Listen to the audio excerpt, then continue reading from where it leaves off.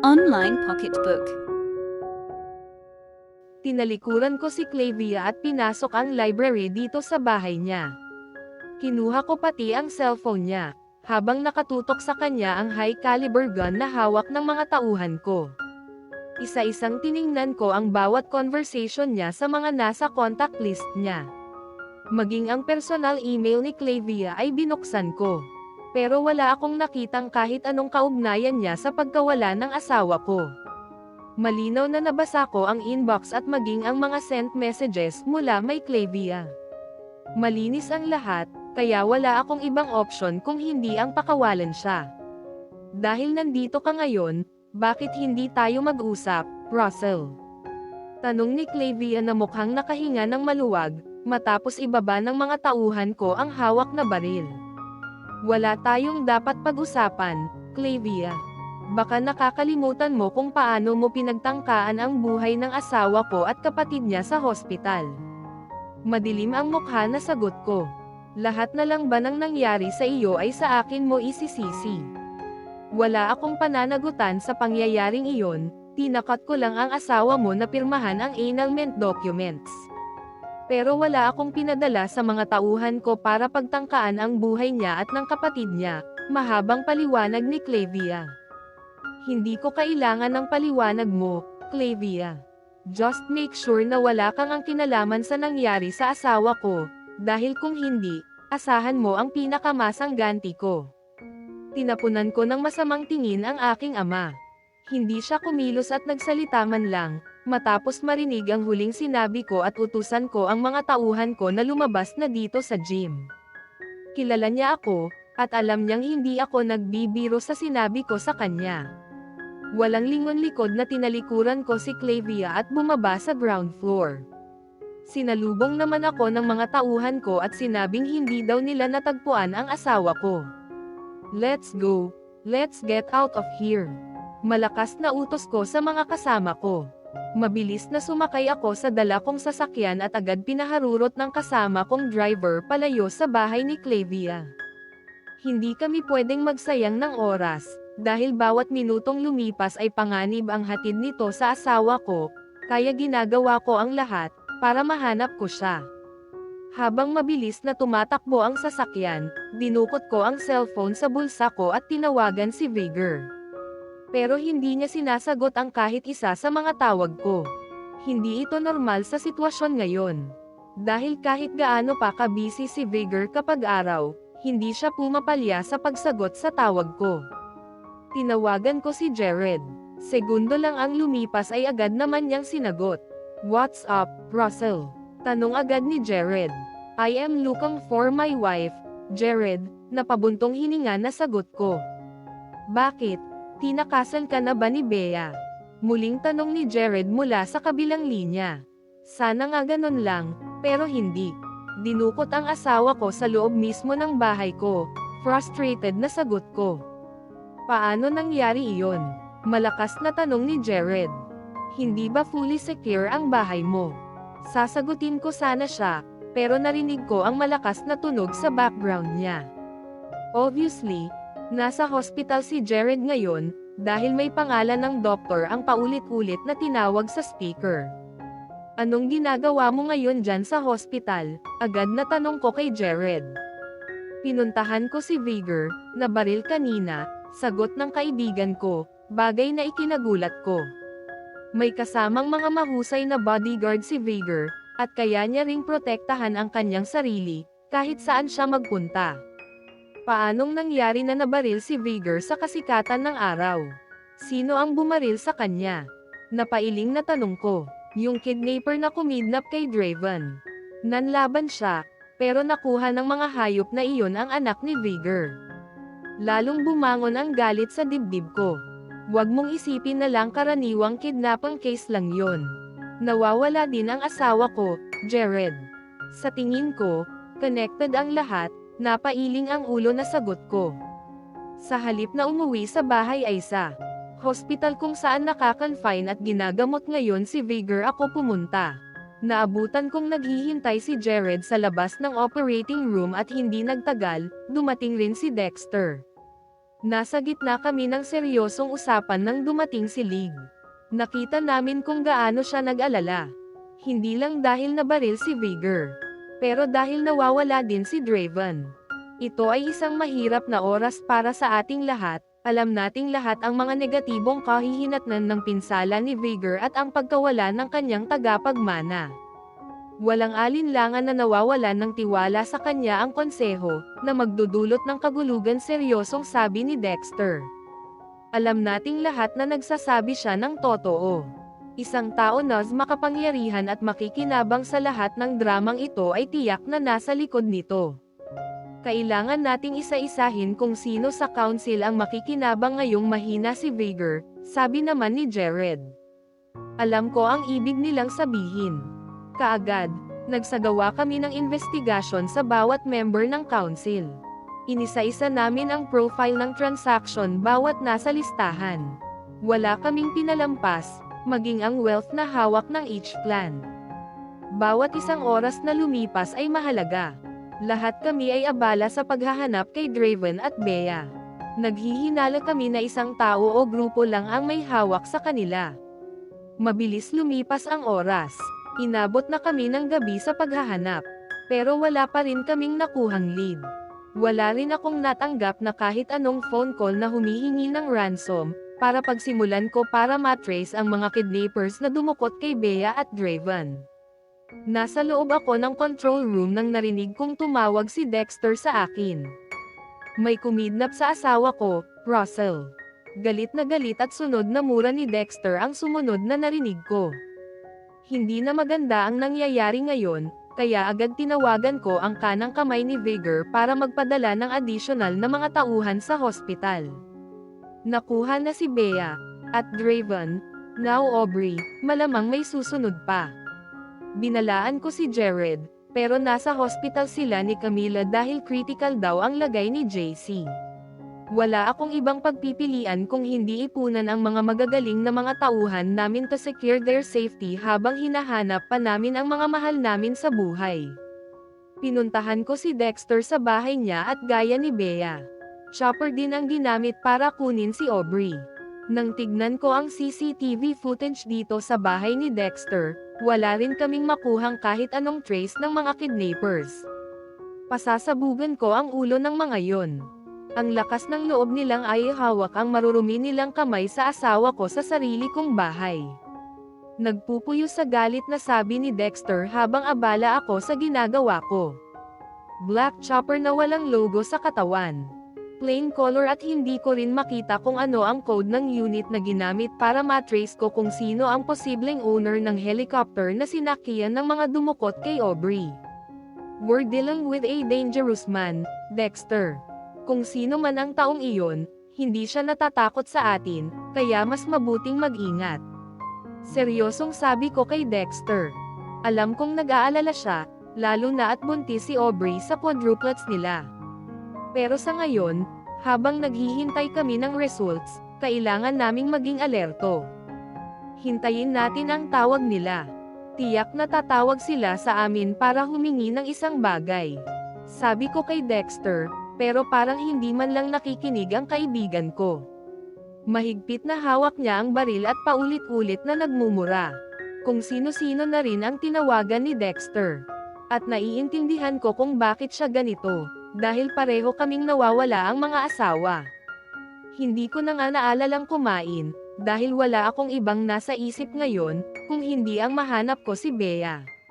Labis na nag-aalala ako sa kalagayan ng babaeng mahal ko ngayong hawak siya ng demonyong kumidnap sa kanya. Hindi ko maiwasang huwag sisihin ang sarili ko. Pakiramdam ko naging mahina at pabaya ako. Naging comfortable akong kasama si Bea. Ang akala ko, everything is under my control at safe siyang nakatira sa bahay ko. Dahil mahigpit ang security measures sa loob at labas ng kabahayan ko, pero mali ako. Nagkamali ako dahil kinidnap ang aking asawa sa loob ng aking bahay. Na siyang napakalaking sampal sa aking mukha. Kahit anong pag-iingat ko, napasok pa rin ng mga kalaban ko ang bahay ko at nakuha si Bea nang walang kahirap-hirap. Beatrix POV Malambot na kama at malamig na temperatura ang naramdaman ko nang magising ako. Dahan-daang nagmulat ako ng mga mata at kunot noon na sinuyod ng mga mata ko ang buong paligid kung nasaan ako. Hindi ako pamilyar sa silid na kinaroroonan ko ngayon. Bago ito sa paningin ko, kaya naguguluhan na napapikit ako ng kumirot ang sentido ko. Bumangon ang malakas na kaba sa dibdib ko, dahil naalala ko na kung ano ang nangyari sa akin kagabi. Pumunta ako sa veranda para magpahangin, pero nagulat ako nang may naramdaman akong tao sa paligid ko. Tapos may biglang tumakip sa bibig at ilong ko, kaya nahilo ako at nawalan ng malay. Dahil sa napagtanto ko ay napabalikwas ako ng bangon. Mabilis na tinungo ko ang pintuan, para buksan at tingnan kung nasaan ako. Nakahinga ako ng maluwag nang mabuksan ko ang pinto at nalaman kong hindi ako nakakulong dito sa silid kung saan ako nagising. Iginala ko ang paningin ko sa malawak na hallway. Sigurado akong hindi ako pamilyar sa bahay na ito, dahil ngayon lang ako nakarating dito. Malaki ang mga hakbang na tinungo ko ang hagdan at mabilis na bumaba. Gusto kong malaman kung nasaan ako, at bakit ako dinala dito ng kung sinong kumuha sa akin sa bahay ni Russell. Malakas ang kabog ng dibdib habang dahan-dahan na naglalakad ako palapit sa hagdan. Hindi mawala ang hinala sa isipan ko, na baka si Russell ang nagdala sa akin dito, dahil alam niyang gusto ko nang umalis sa bahay niya. Gising na po pala kayo, ma'am. Nakangiti at magalang na bati sa akin ng babaeng nakita ko dito sa ground floor nang bumaba ako sa hagdan. Nasaan po ako? Anong lugar po ito at sino ang may-ari ng bahay na ito? Sunod-sunod na tanong ko, habang gumagala ang mga mata sa buong kabahayan. Paghahanda ko muna po kayo ng almusal, ma'am, sagot ng babaeng kaharap ko. Hindi niya sinagot ang kahit isa sa mga tanong ko, kaya lalo lamang akong nakaramdam ng labis na kaba. Pinakiramdaman ko ang paligid ko. Mukhang hindi naman ako nakakulong dito, dahil malaya akong nakalabas sa silid ko, at maayos rin ang pakikitungo sa akin ng kasambahay na nakausap ko. Mabagal ang hakbang na sumunod ako sa babaeng kasama ko papunta sa dining table. May isa pang babaeng nakasuot rin ng itim ang bumati at yumukod sa akin. Nawiwerduhan ako sa mga kasama ko. Pero hindi muna ako nagsalita at nakikiramdam muna sa kanila. Magalang sila, at mukhang hindi naman ako gagawing alila dito, dahil sila pa mismo ang naghanda ng pagkain ko. Please enjoy your breakfast, ma'am. Magalang na sabi sa akin ng babaeng naghatid ng pagkain sa harap ko. Nakatingin lamang ako sa pagkain sa harap ko. Tahimik na pinagmasdan ko kung may kakaiba ba sa kulay at amoy ng ulam at kanin na hinain nila sa akin. Gusto kong makasiguro na ligtas kainin ito, dahil kahit attractive ito sa paningin ko, natatakot akong baka may kung ano silang hinalo dito. Please eat now, miss, sabi ng isa sa mga babaeng kasama ko. Hindi ako kakainin yan, hanggat hindi ninyo sinasabi sa akin kung nasaan ako. Seryoso at formal ang ekspresyon ng mukha na sagot ko. Darating po si boss mamaya. Makakausap mo siya, ma'am. Pwede kang magtanong sa kanya ng kahit na ano at tanging siya lamang po ang maaaring sumagot sa mga katanungan mo at hindi kami, magalang at nakangiting sabi ng babaeng nakita ko sa puno ng hagdan kanina. Kayo na lang ang kumain. Nito, walang gana na sabi ko, sabay tulak ng tray sa harap ko. Nagkatinginan ang dalawa at pagkatapos ay sabay na ngumiti sa akin. May problema po ba, ma'am? Ayaw mo ba sa pagkain mo? Tanong ng babaeng nagdala ng pagkain sa harap ko. Kung nag-aalala ka na may lason ang pagkain mo, I assure you na wala po kayong dapat ipag-alala, dahil hindi namin gagawin iyan, sagot naman ng kaharap ko. Hindi ko alam ang mga pangalan nila, dahil hindi rin sila nagpakilala sa akin. Nahihiya rin akong magtanong sa kanila lalo na at hindi pa rin ako komportable na may iba akong kasama. Ngumiti ang matangkad na babaeng kaharap ko at bahagyang humakbang palapit sa akin at inabot ang kutsara. Sige, ganito na lang. Titikman namin para mapanatag ka. Pinanood ko lang sila nang kumuha ng kanin at isinubo sa bibig niya. Ganon rin ang ginawa ng kasama niya at nagsalin ng juice at parehong uminom sa isang baso ang dalawa. Don't worry, safe ka dito, ma'am. Walang gagawa ng kahit anong hindi maganda sa iyo dito, sabi pa ng babaeng nagdala ng pagkain sa harap ko. Tipid at nahihiya nang ngumiti ako sa kaharap ko. Saglit na iginala ko ang paningin ko dito sa dining room at pagkatapos ay napabuntong hininga na lamang. Dahil sa totoo lang ay naiilang talaga ako sa dalawang babaeng kasama ko. Saglit na umalis sa harap ko ang babaeng kausap ko at pagbalik ay may dala ng tray. Inilapag niya ang bagong baso at kutsara sa harap ko bilang kapalit ng mga ginamit nila nang tikman ang pagkain ko. Kahit paano ay nakahinga ako ng maluwag, noong na maayos ang kalagayan ko at wala akong dapat ikatakot sa pagkain na nasa harap ko. Nagsimula akong kumain dahil alam kong kailangan ko ito. Ilang ulit akong nagsuka kahapon at halos naubos rin ang laman ng sikmura ko kagabi, kaya minabuti kong samubo ng pagkaing nasa harap ko.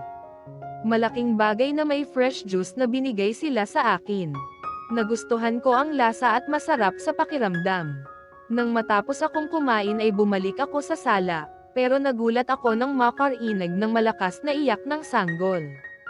Nakita kong may babaeng nakaputi ang sumasayaw-sayaw sa gitna habang kalong ang umiiyak na bata. Ewan ko kung instinct lang ba ang nagtulak sa akin para lapitan ko sila. Hindi ko maalis ang mga mata ko sa batang umiiyak sa harap ko dahil pamilyar siya sa akin. Alam kong nakita ko na siya. Hindi ako maaaring magkamali, dahil malinaw na natatandaan ko ang mukha ng mga anak ni Vigor at Lig. Ibig sabihin ba nito, nasa bahay nila ako? Bakit siya umiiyak? Lakas loob na tanong ko sa babaeng may buhat sa bata. Bagong gising lang po kasi, ma'am, magalang na sagot ng babaeng kaharap ko. Mukha siyang nurse. Purong puti ang suot, maging ang sapatos. Ang linis niyang tingnan, which is maganda, dahil baby pa ang alaga niya at prone sa bakterya. Akin na, subukan ko kung tatahan siya, nakangiting sabi ko. Ramdam ko na hesitant ang kaharap ko. Pero agad namang binigay sa akin ang batang buhat niya. Hey, it's okay, baby. Tahan na. Halika, sasayaw at kakanta tayo, nakangiting sabi ko. Inugoy-ugoy ko sa braso ko ang batang kalong ko. Bahagya siyang tumahan, bagay na ikinatuwa ko. Napatitig tuloy ako sa mukha niya. Kamukhang kamukha siya ni Vigor na kahit hindi ako magtanong, alam ko kung sino ang ama niya. Hay, salamat naman at tumahan na siya. Kanina pa siya umiiyak at hindi mapakali. Sabi ng nurse na tila nakahinga ng maluwag nang makitang hindi na umiiyak ang bata. Anong pangalan niya? Nakangiting tanong ko, habang nakatitig pa rin ang mga mata sa anak ni Vigor. Baby Draven po, ma'am. May ngiti sa bibig na sagot ng kaharap ko. Anak siya ni Vigor, hindi ba? Hindi nakatiis na tanong ko, habang ang mga mata at hindi inaalis sa mukha ng batang kalong ko. Opo. Tanging sagot ng kaharap ko at pagkatapos ay nagtanong sa akin. Ano po ang pangalan mo? Ma'am. Ngumiti ako at nagangat ng tingin. Beatrix. Maikling sagot ko. Ako po si Nurse Jenny. Ako po ang pansamantalang mag-aalaga kay Baby Draven. Nakangiting pakilala ng kausap ko sa sarili. Ngumiti lang ako sa kanya at muling tumingin sa batang hawak ko. Ang seryoso naman ng ekspresyon ng mukha niya. Hindi man lang marunong ngumiti kahit nilalaro ko. Nagmana nga sa ama niya ang bata.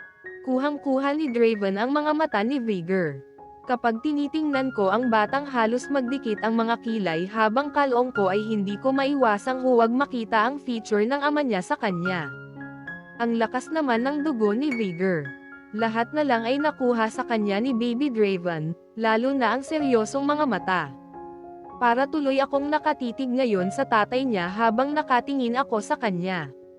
Mabuti naman at komportable kayo dito. Napalingon ako sa likuran ko nang narinig ko ang tinig na nagsalita. Pero alam kong hindi pamilyar sa akin. Napatingin ako sa babaeng kaharap ko nang yumukod siya at tila ba nagbibigay galang sa may edad na lalaking dumating. Good morning, sir, magalang babati ni Nurse Jenny. Kamusta kayong dalawa? Tanong ng lalaking lumapit sa amin. Hindi ko alam kung para kay Nurse Jenny at kay Draven ba ang tanong niya, kaya ngumiti lang ako nang tumingin siya sa akin. Sit down, Bea. Meron akong ilang mahahalagang bagay na kailangan kong ipaliwanag sa'yo. Sabi sa akin ng may edad na lalaking kaharap ko. Kahit nagtataka kung paano niya ako nakilala ay marahang tumango ako. Kinuha naman ni Nurse Jenny si Draven sa braso ko at magalang na nagpaalam sa akin. Awkward man sa pakiramdam ay umupo ako kaharap ng lalaking nakatingin sa akin sa harap ko at alam kong pinagmamasdan ako. Alam kong nagtataka ka kung bakit narito ka, at maging ang anak ni Veigar, panimulang sabi ng kaharap ko. Ngumiti lang ako habang nakikiramdam. Sa tingin ko naman, hindi siya threat sa akin, dahil bukod sa maayos ang kalagayan ko ay wala akong nakikitang masama sa pakikitungo niya, ganon rin kung kausapin ako. Recently, nakikita kong unti-unti nang nawawala sa focus si Russell. Simula nang dumating ka sa buhay niya, he changed a lot. Sabi pa ng kausap ko, kaya nagangat ako ng ulo at napatingin sa kanya. Hindi ko alam kung sino siya sa buhay ni Russell at kung ano ang kaugnayan nila sa isa't isa kaya kilala niya ako. Don't get me wrong, Beatrix. Pero sinadya kong kunin ka muna sa poder ni Russell, para bigyan siya ng leksyon. Aside from losing focus sa mga bagay na dapat ay importante sa kanya, naging reckless na rin ang asawa mo sa mga desisyon niya sa buhay. He made a few decision na naglagay sa kanya sa panganib at napahamak siya. Seryo ang tinig at ekspresyon ng mukha na paliwanag ng kaharap ko. Hindi ako nakasagot, dahil hindi ko alam kung ano ang sasabihin ko sa kanya. Nagiging speechless ako pagdating kay Russell, dahil sensitive para sa akin ang topic kapag pinag-usapan namin siya. Hanggang kailan po ako mananatili dito, sir? Lakas loob na tanong ko. Call me, Tito Seb. Hindi kailangan na maging formal tayo sa isa't isa, Beatrix. Seryoso, pero mahinahon na sagot ng kaharap ko. Hindi ko pa masasabi sa iyo kung kailan ka pwedeng bumalik sa bahay ninyo ni Russell. It depends sa asawa mo kung mahahanap ka niya agad. Although panatag ako dahil wala akong nararamdaman na panganib sa taong kaharap ko, pero nag-aalala ako para sa kalagayan ng mga kapatid ko. Pasensya na po kayo, Tito Seb. Pero hindi po ako pwedeng magtagal dito. May sakit po ang bunsong kapatid ko at hindi po maganda ang health condition niya, napayukong sagot ko. Narinig ko kung paano nagpakawala ng malalim na buntong hininga ang kaharap ko, bago muling nagsalita. I know that. Don't worry. Safe ang kapatid mo doon at may maayos na medical treatment habang narito ka sa poder ko. Aalagaan siyang mabuti doon, maging ang iba mo pang mga kapatid. Malaking bagay sa akin na binigyan ako ng assurance ni Tito Seb na maayos ang magiging treatment ni Riza. Hindi man tuluyang nawala ang pag-aalala sa puso ko para sa mga kapatid ko ngayong hindi nila ako kasama. Pero kahit paano ay panatag ako. Hindi ko alam kung kaano-ano ni Veigar at Russell si Tito Seb. Para kunin kami ni Draven. Pero noong na maayos naman ang lagay namin dito at hindi pinapabayaan ang bata ay medyo napanatag ako. Hindi lang para kay Russell, kaya kinuha kita sa bahay ninyo, Beatrix. Kung hindi para sa'yo rin. Sabi ni Tito Seb nang muling nagsalita. Ikaw din, kailangan mong panindigan ang sarili mo. Asawa ka na ni Russell. Alamin ang iyong karapatan bilang babaeng pinakasalan niya, para huwag kang apihin ng mga tao sa paligid ng asawa mo. Alam kong palagi siyang nasa tabi mo. At gagawin ng asawa mo ang lahat para protektahan ka. Pero kailangan mong maging pamilyar sa mundo niya para maintindihan mo ang lahat ng tungkol sa kanya. At para maprotektahan mo ang sarili mo. Masyadong malalim ang ibig sabihin ni Tito Seb, pero ramdam ko ang concern niya kay Russell. Hindi po kami normal na mag-asawa, Tito Seb, napayukong sagot ko. Alam ko ang bawat detalye kung paano kayo nagkakilala at nagpakasal, taas noon na sagot ng kaharap ko kaya napatingin ako sa kanya. Paano po? Kinakabahan na tanong ko. Heto na, pakiramdam ko ay malapit na ako sa katotohanan. Sa tingin ko, si Tito Seb ang taong magsasabi sa akin ng totoo at sasagutin ng tama ang mga katanungan na gumugulo sa isipan ko. Wala bang sinabi sa'yo ang asawa mo kung paano kayo biglang naikasal ni Russell, Beatrix? Tanong ni Tito Seb. Sinabi ko sa kanya na natatandaan kong pinapirma ako ni Russell sa ilang papeles na ang akala ko ay part pa rin ng kasunduan naming dalawa. Inamin naman sa akin ni Russell ang tungkol doon at humingi siya ng tawad. Pero dahil masama ang loob ko, kaya hindi ko siya kayang kausapin. Ilang araw akong nag-isip, hanggang dumating ako sa point na tanggap ko na ang tungkol sa kasal namin at willing akong pakinggan siya. Pero hindi nangyari dahil may nadatnan na naman akong ibang babae sa bahay niya, tapos buntis pa at siya ang ama. Nakita mo na, isa iyan sa pinakamalaking pagkakamali na ginawa mo, Beatrix. Paano pala kung hindi lang marriage certificate ang pinapirmahan sa'yo ni Russell? Anong gagawin mo? Nahihiyang nagbaba ako ng ulo at napayuko na lamang. Alam kong mali talaga ang ginawa ko. Dahil hindi ko naman talaga binasa ang kahit isa sa mga documents na pinapirmahan sa akin ng abogado ni Russell. Lesson learned ito para sa'yo, Beatrix. Always remember na kahit ano pa ang sitwasyon, dapat laging may presence of mind ka at hindi nagpapadala sa emosyon mo. Otherwise, lalamunan ka ng buo ng mga taong gusto kang i-manipulate. Gaya kung paano ka na-trap sa kasal ninyo ng asawa mo nang wala kang alam. Namasa ang mga mata ko. Pakiramdam ko, bigla ay may isang taong concern sa akin at pinapangaralan ako. Hindi naman ako tutol sa marriage ninyo ni Russell, isa siyang mabuting tao, at sigurado ako, magkakasundo kayong dalawa, lalo na at mahal ka niya. Pero hindi rin pwede na sa'yo lang umiikot ang mundo niya. Because of you, naging careless siya sa napakaraming pagkakataon. Nawalan siya ng pakialam sa mga dapat na priority niya, and he even gave up those things na buong buhay ay pinaghirapan niya ng dahil sa'yo. Alam mo bang muntik nang mamatay ang asawa mo, kung hindi ko lang nasadyep? Mas lalo akong napaiyak, pakiramdam ko, ang selfish ko. Hindi ko man lang tinanong si Russell kung kumusta na ba siya, at tama si Tito Seb, masyado akong nagpadala sa emosyon ko, kaya naging padalos-dalos ako. I am sorry po, mahinang hindyang paumanhin ko. Ang bigat sa dibdib at nahihiya rin ako kay Tito Seb. Hindi ko alam na ganun pala ang nangyari. Sinabi na ni Vigor ang tungkol dito, pero binaliwala ko nang makita ko si Diana sa bahay ni Russell at narinig ko kung ano ang usapan nilang dalawa. Hindi mo na kailangan humingi ng tawad, Beatrix. Part ng buhay natin ang bawat mistake na nagagawa natin. Pero dapat, iyan rin ang dahilan para matuto ka, sabi ni Tito Seb. Maraming salamat po. Emosyonal na sagot ko. Kilalanin mong mabuti ang asawa mo. Mas mabuting alamin mo kung ano ang tunay na pagkatao niya, para maintindihan ninyo ang isa't isa. Ito ang huling narinig kong sinabi ni Tito Seb.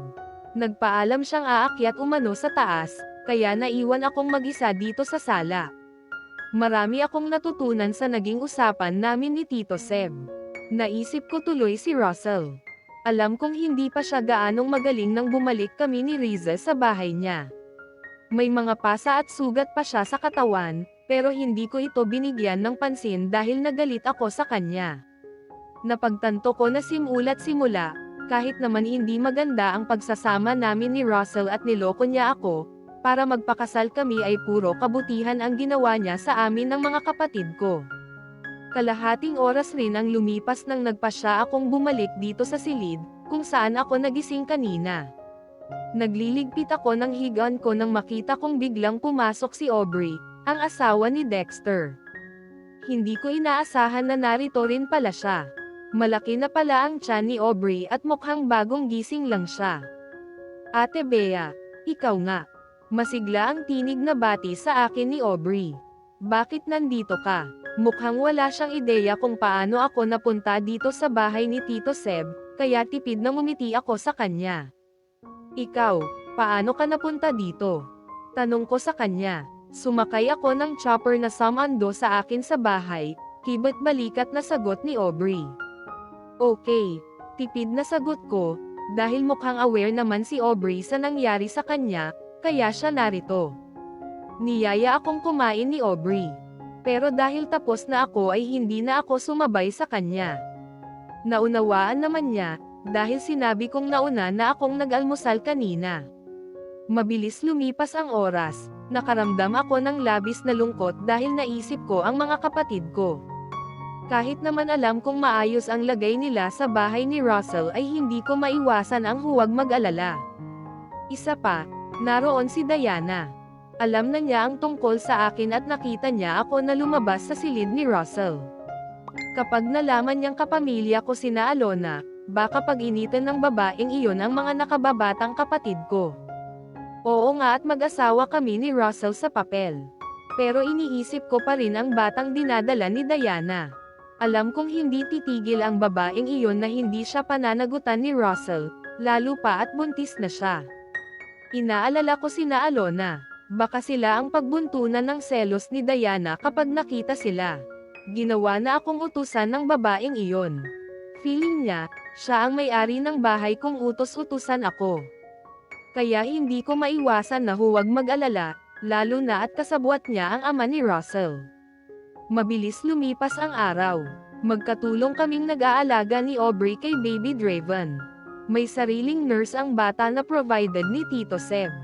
Pero bilang babae, mas komportable kami ni Aubrey, na kaming dalawa ang nag-aalaga sa bata. Napagkasunduan na nga namin ni Aubrey na magsama na lang kami sa isang silid. Dito rin natutulog si Draven sa gabi.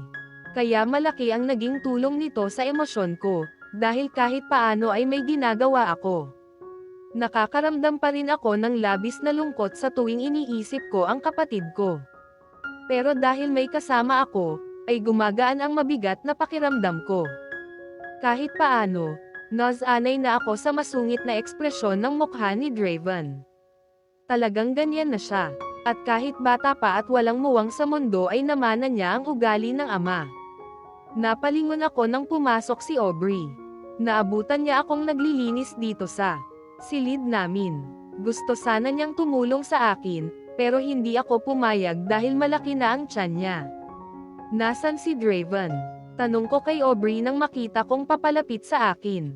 Lumabas kasi sila kanina, para paarawan ang bata.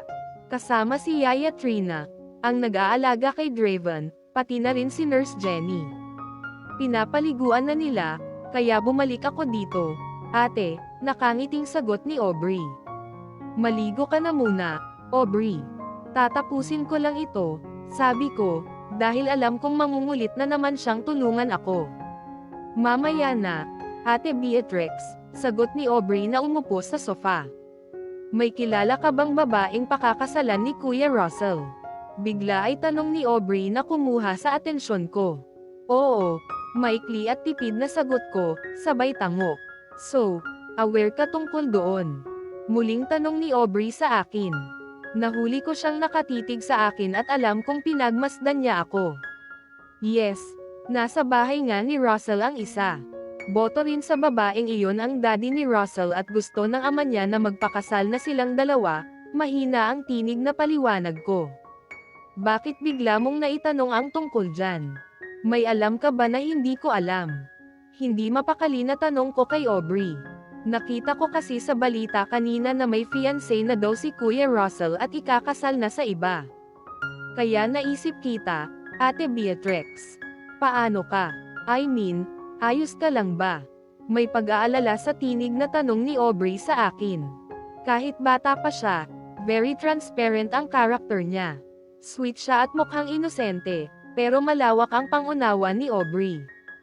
Hindi ko pa alam sa ngayon, Aubrey, napailing na sagot ko, habang pinipigilan ang sarili kong huwag makita ng kaharap ko na nasasaktan ako at nalulungkot. Hindi pa nagsasawa sa katawan ko si Russell, isa pa, sa kanya nakasalalay ang gamutan ng kapatid ko, kaya hindi ako pwedeng umalis sa poder niya ngayon, napayuko na sagot ko. Legally, kasal na daw kami ni Russell. Pero hindi ko pa alam kung ano talaga ng totoong sitwasyon namin.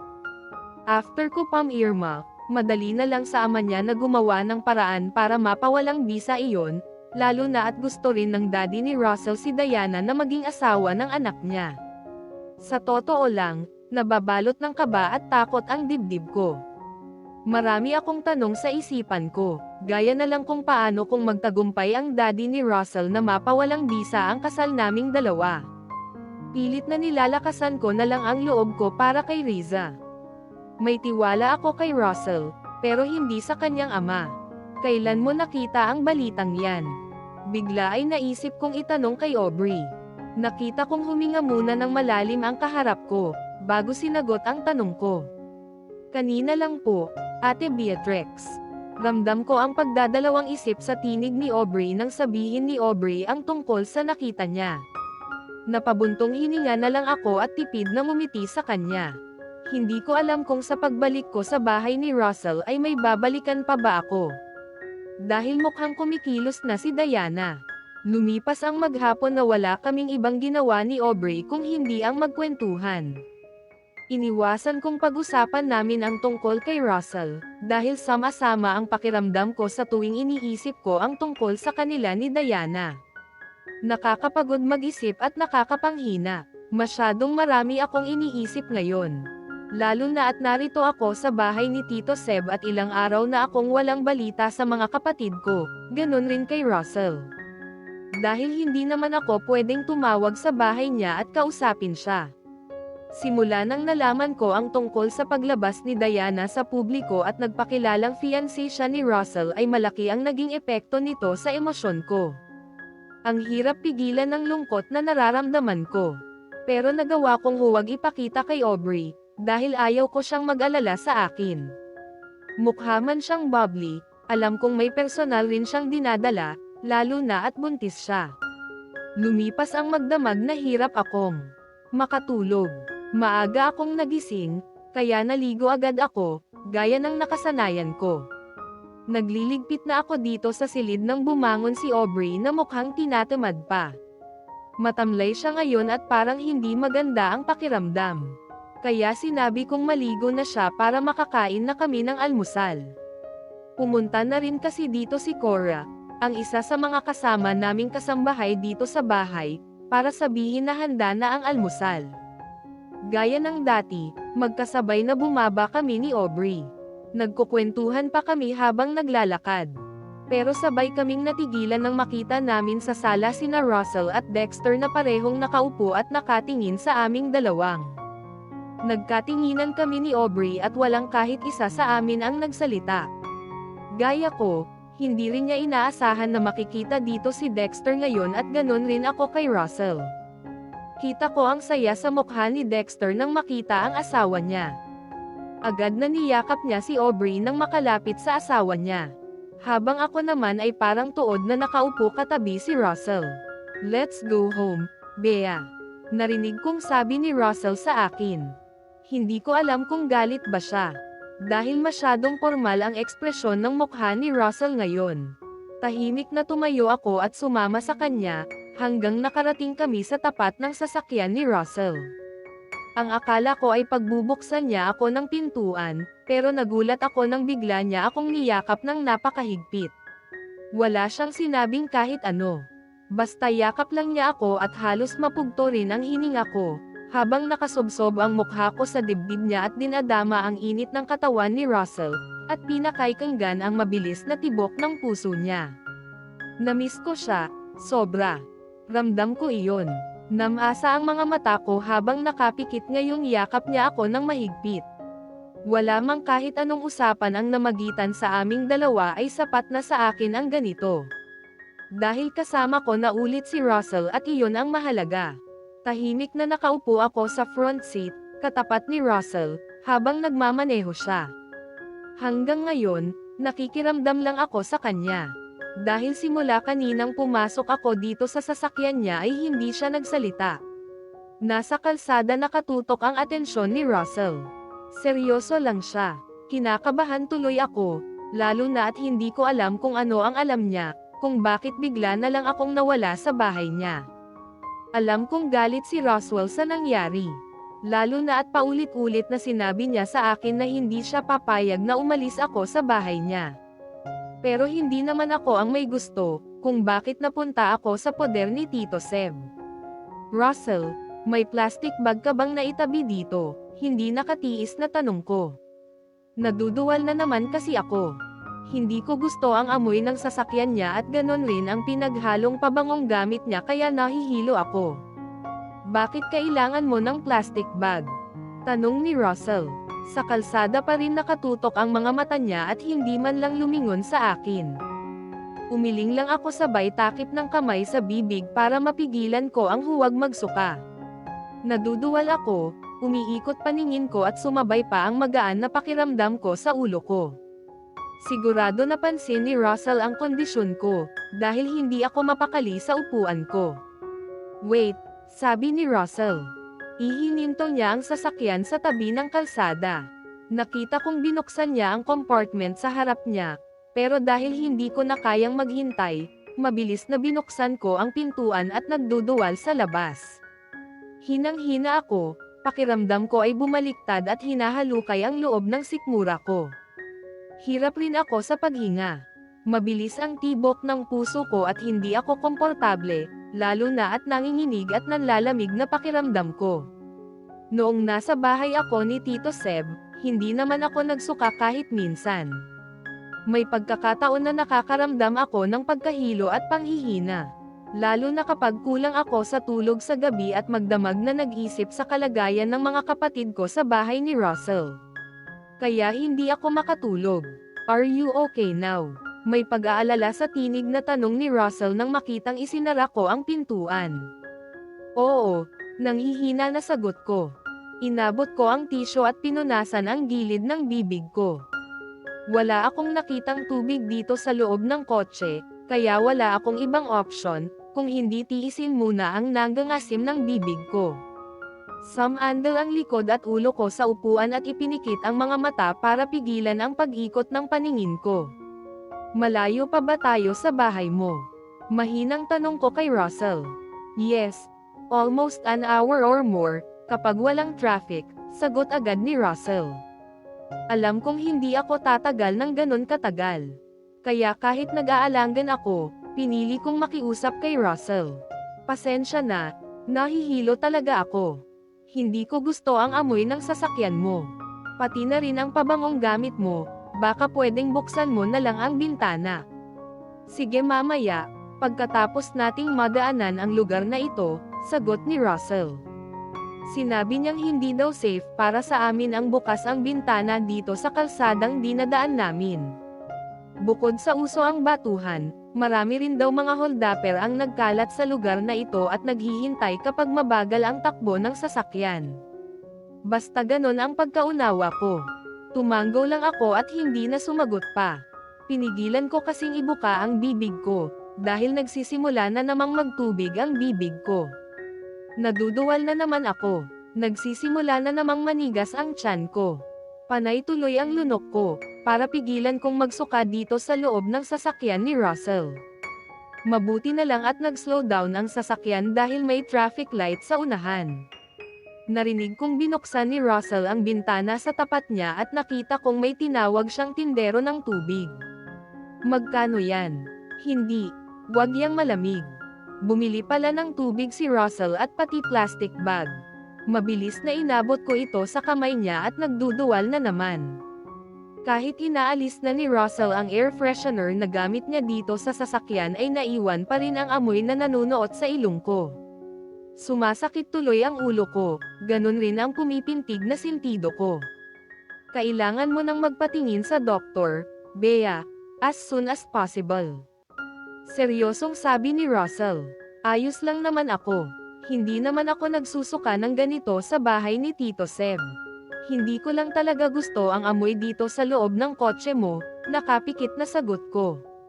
Kahit paano, guminhawa ang pakiramdam ko.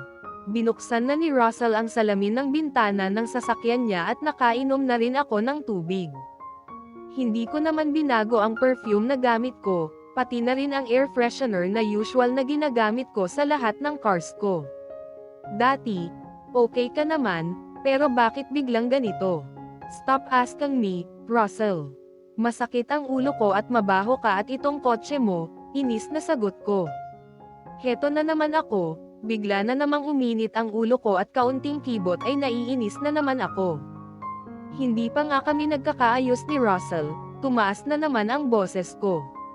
Which is hindi naman ako ganito noon, lalo na at mas gusto ko pa rin ang mahinahon. I am sorry, hindi lang talaga maganda ang pakiramdam ko, napabuntong hininga na hindyang paumanhin ko. It's okay, magpahinga ka muna. Mahinahon na sagot ni Russell. Katahimikan ang sumunod na namagitan sa aming dalawa. Tanging ang mga busina at tunog ng mga sasakyan sa kalsada ang naririnig ko, habang mabilis na nagmamaneho si Russell. Hindi na rin siya nagtanong sa akin at hinayaan akong manahimik sa upuan ko. Kaya tumahimik rin ako. Kahit paano ay bumuti na ang pakiramdam ko. Hindi na kasi kulob dito sa loob ng sasakyan. Nabawasan na rin ang amoy ng air freshener, kaya hindi na masangsang sa pang-amoy ko. Russell, stop. Bigla ay malakas na sabi ko. Nakakita kasi ako ng drive-thru, tapos bigla ay gusto kong kumain ng ice cream. What happened? Tanong ni Russell na hindi tumitigil sa pagmamaneho dahil nasa express road daw kami. Gusto kong pumunta sa Jollibee at kumain ng ice cream, masigla ang tinig na sagot ko. Wait a minute, let's look for the nearest branch. Narinig kong sagot ni Russell. Natuwa ako at biglang nakaramdam ng excitement. Matagal na kasi nang huli akong pumunta sa Jollibee para kumain, kaya biglang na-miss ko ang pagkain doon. Mabuti na lang at may isang drive-thru Jollibee along road na nakita si Russell. Siya na ang nag-order, pero tinanong ako kung ano ang gusto kong kainin. Para akong bata na ngayon lang nakatikim ng ice cream. Tuwang-tuwa talaga ako, kaya napangiti ako kay Russell nang ngumiti sa akin nang tanungin ko kung gusto rin niyang kumain. I am fine, enjoy, agad na sagot ni Russell. Nagkibit balikat ako at hinarap ko ang pagkain na binili ni Russell para sa akin. Ilang ulit akong napalunok habang inaamoy ko ang mabangong flavor ng ice cream na hawak ko. Mabilis na tinikman ko ang hawak ko. Napapikit tuloy ako nang malasahan ko ang malinamnam na vanilla flavor ng ice cream. Ang sarap, napangiting sabi ko. Since ayaw naman ni Russell, ako na lang ang kumain. Naubos ko ang laman ng cup na hawak ko at mabilis uminom ng tubig. Satisfied ako, kahit hindi ko kinain ang iba pang pagkain na binili ni Russell. Sapat na sa akin ang ice cream na siyang gusto kong kainin kanina. Hindi na rin ako nagsuka, hanggang nakarating kami sa tapat ng gate ng malaking bahay ni Russell. Akala ko ay bababa na kami ng sasakyan, pero hindi agad in-unlock ni Russell ang pintuan. Nakasandal lamang siya sa upuan niya nang bumaling sa akin at kinausap ako. Ang alam ng mga kapatid mo, nagbakasyon ka sa beach resort natin sa Subic. Kaya bigla kang nawala at hindi nagpaalam sa kanila, iyon kasi ang sinabi ko nang magtanong sila sa akin. Sabi ni Russell, kasabay ng pagbukas ng malaking pintuan sa harap namin. Nag-alala ba sila sa akin? May kaba sa dibdib na tanong ko. Maybe, kasi hindi ka nila matawagan. Pero sinabi kong naiwan mo kasi ang cellphone mo dito sa bahay, paliwanag ni Russell. Nakahinga ako ng maluwag, dahil kahit paano ay hindi gaanong nag-alala sa akin ang mga kapatid ko. Isang malalim na buntong hininga ang pinakawalan ko bago bumaba ng sasakyan ni Russell. Hindi ko alam kung ano ang haharapin ko ngayong bumalik na ako dito sa bahay ni Russell. Pero isa lang ang sigurado ako, iyon ay mag-uusap kaming dalawa ng masinsinan mamaya. Kailangan kong maliwanagan, para alam ko kung saan ako lulugar sa bahay na ito at sa buhay ni Russell. Napatingin ako sa kamay ko nang kunin ni Russell at mabilis na pinagsalikop. Come, baka mahilo ka na naman. Formal ang kilos ni Russell, pero ramdam ko ang pag-aalala niya. Kahit kinakabahan na baka makita kami ni Diana na magkasama ay nilakasan ko ang loob ko. Hanggat hindi ko kasi alam kung ano ang tunay na estado ng relasyon naming dalawa ni Russell ay wala akong lakas ng loob para harapin ang babaeng nabuntis niya. Gusto mo bang kumain muna? Tanong ni Russell, habang magkahawak kamay na naglalakad kami papasok sa bahay. Hindi ako nagugutom, sagot ko sabay piling ng ulo. But you haven't take your breakfast kanina, bago tayo umalis sa bahay ni Sebastian, sabi ng kasama ko. Oo nga pala, hindi kami kumain kanina ni Aubrey dahil nakita namin sila ni Dexter. Mukhang hindi rin nagustuhan ni Russell na nakangiti akong nakatingin sa dalaw. Lalo na sa kaibigan niya, kaya mabilis na hinatak ako palabas ng bahay ni Tito Seb. Good morning, boss. Welcome back po, Ma'am Beatrix. Magalang na bati sa amin ni Miss Sylvia nang makita kami ni Russell. Kumain na ba ang mga bata? Tanong agad ni Russell sa mayordoma niya. Yes, boss. Katatapos lang po nila, sagot naman ni Miss Sylvia. Okay, prepare food for us, and send them to my room, formal na utos ni Russell at pagkatapos ay mabilis na hinatak ako kasama niya. Hindi ako nagsalita at nagtanong sa kanya kung saan kami pupunta. Basta humakbang lang ako kasabay ni Russell, habang hawak ng isang kamay niya ang plastic bag mula sa fast food na may lamang pagkain at mahigpit na magkasalikop ang mga palad naming dalawa. Malakas ang kabog ng dibdib na napatingin ako sa magkasalikop na mga kamay namin. Nararamdaman ko ang kakaibang init mula sa balat ni Russell. Ganon rin ang manakanak ang paghaplos ng daliri niya sa likod ng palad ko. Ate Bea, malakas at matinis ang tinig na sigaw ni Riza nang makita akong pumasok sa silid nila ni Alona. Patakbong lumapit sa akin ang bunsong kapatid ko at niyakap ako ng mahigpit. Mabuti naman at bumalik ka na, ate. Sabi ni Alona na nakangiti rin sa akin. Oo naman. Namiss ko kasi kayo, kaya umuwi agad ako. Masayang sagot ko. Masiglang tingnan si Riza at mukhang maganda ang kondisyon niya. Si Alona naman ay nakatingin lang sa akin at pinagmamasdan ako. Akala ko sa resort ka galing, Ate Bea. Pero bakit hindi ka naman umitim? Tanong ni Alona na nakakunot pa ang noo. Alam mo naman na sa hapon ko gustong maligo sa dagat, kasi ayaw ko ng mainit. Hindi naman ako gaya ninyo na nagbababad sa tubig, kahit tanghaling tapat. Kinakabahan na pagdadahilan ko. Uncomfortable kasi sa pakiramdam na harapan akong nagsisinungaling sa kanila ngayon, para pagtakpan ko ang nangyari. Hey, guys, we brought you some food, bigla ay sabi naman ni Russell na nasa likuran ko. Wow, Jollibee, sabay pa nasabi ng dalawang kapatid ko. Si Vito, tanong ko kay Alona. Busy siya, ate, nagpapaturo siyang mag-drive. Sabi kasi ni Kuya Russell, bibigyan na daw niya ng kotse si Kuya Vito kapag natuto na siya, mahabang paliwanag ni Riza. Bigla ay bumaling ako sa likuran ko at tiningnan ang kasama ko. Totoo ba ang sinabi ni Riza, Russell? Kunot ang noo na tanong ko sa kanya. Yes. Pero ang sabi ko naman ay magpaalam muna sa'yo, sagot agad ni Russell. Napabuntong hininga na lang ako. Bata pa si Vito. 18 pa lang siya, kaya hindi ko inaasahan na tuturuan agad siyang magmaneho at balak pang bigyan ni Russell ng sasakyan. Bumaling ako sa katabi ko na ngumiti lang sa akin. Huwag mong ini-spoiled ang isang yon, Russell. Yes, boss. Tatanungin ka naman ni Vito kung papayag ka, kaya ikaw pa rin ang masusunod. Napailing na lang ako at nagpaalam sa mga kapatid ko. Pupunta muna ako sa room namin. Kumain muna kayo, sabi ko sa dalawang kapatid ko. Nagkagulo na sila dahil sa pagkaing dala namin. Gaya ko, alam kong na-miss rin nila ang kumain sa fast food, lalo na at matagal na rin nang huli kaming kumain doon.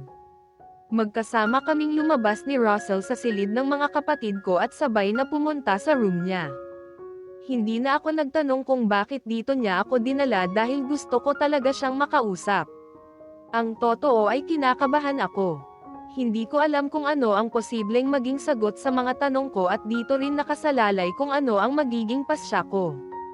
Kapapasok pa lang namin ni Russell nang malukat ang mukha ko. Hindi ko kasi nagustuhan ang amoy dito sa loob ng silid niya. What's wrong? Tanong niya nang makitang hindi na naman may pinta ang mukha ko. Bakit ang baho na naman dito sa room mo? Ano bang pinaggagawa mo habang wala ako? Russell, nanginingkit ang mga mata na tanong ko sa kanya. Mabilis na tinungo ko ang pintuan papuntang veranda at binuksan. Hindi ko talaga gusto ang silid na kulob, dahil mas preferred ko ang may fresh na hangin. Pinalinas ko naman ng maayos ang buong silid natin kahapon, baby, napakamot sa ulo na sagot ni Russell. Alam mo, pati ikaw, ganun rin, lukot ang mukha na sabi ko. What do you mean? Mabaho rin ako. Magkasunod na tanong na ni Russell kaya tumango ako. Maligo ka nga. Ilang araw ka bang hindi naligo ha? Hindi nakatiis na tanong ko. Araw-araw naman akong naliligo, baby. More than twice a day pa nga kung minsan. Tila batang hindi malaman ang gagawin na sagot ni Russell.